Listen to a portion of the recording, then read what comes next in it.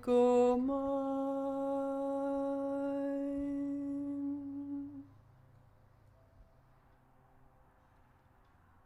When I started doing it, it was really just for my friends to hear, and for myself. So it's interesting to think about who the audience really is. I was working as the principal of this high school, and so I sort of felt like I just wasn't interested in really having a long-term relationship at this point, which was a new phase for me to be in, because I always felt like before that I was sort of like looking for someone to be with. But dating had been disappointing, and so and I was almost on the verge of like internet dating, and I thought I just don't want to do that. So I just sort of made some decisions, and I also felt like the house that I had found was sort of like a message that I'm supposed to be single for a while and concentrate on myself. Literally like a month after I moved into that house, I met John. Before I started doing it, I'd been messing around recording some things I'd been writing, and it felt like nothing was ever finished.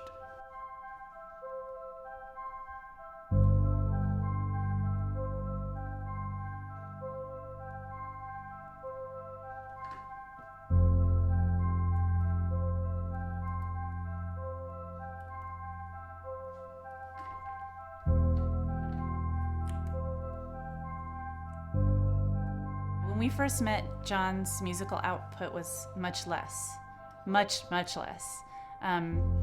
He was just out of school, and I don't think John knew exactly what he was going to do.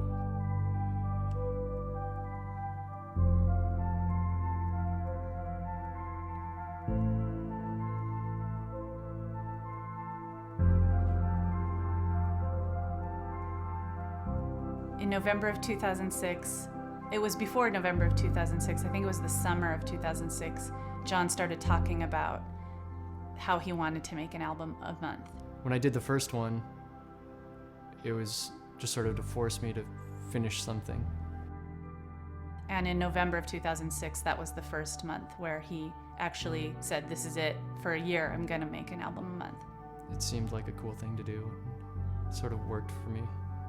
And now it is almost November of 2009, and he's in the middle, towards the last part of season 2. So he is almost done with 2 full years of making an album a month.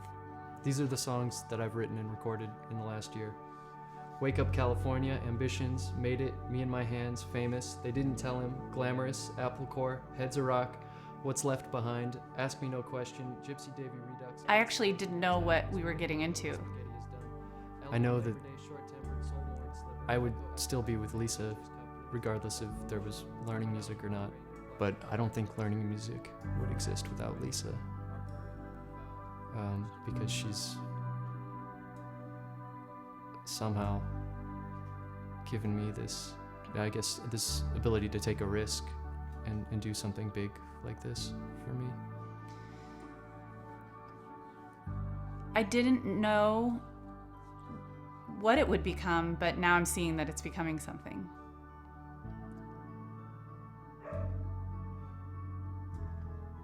I guess it's sort of like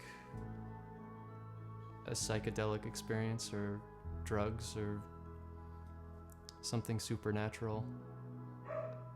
At times when it's really good, it feels like that. I guess creating or connecting with that creative spirit or whatever you want to call it. Doesn't really feel like anything else. Yeah. Yeah. 1, 2. Umpqua Valley, I'm only passing through. Time has traveled. Goodbye, Grand Voyager. Past transmission on. Read again. past translation on,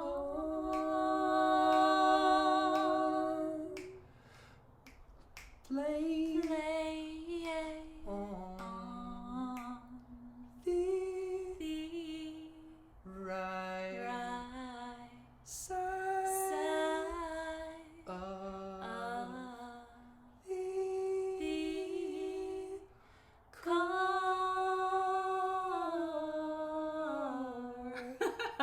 I don't know what's happening. We need to practice. Yeah. What's Weird that- acapella. What's that song about? It's about a trip we took to Oregon, and my van died while we were up there. It's about the Grand Voyager, the Yeah. Grand Voyager. Yeah, the van I had when we met, and we It's- spent a lot of time in. Yeah. It's about going to Oregon, the death of the Grand Voyager, the Twilight Zone marathon that was played on Yeah. Christmas Day or whatever. That's sort of what it's about. And about love. Yeah, our love. Mhm. Mm-hmm. Right.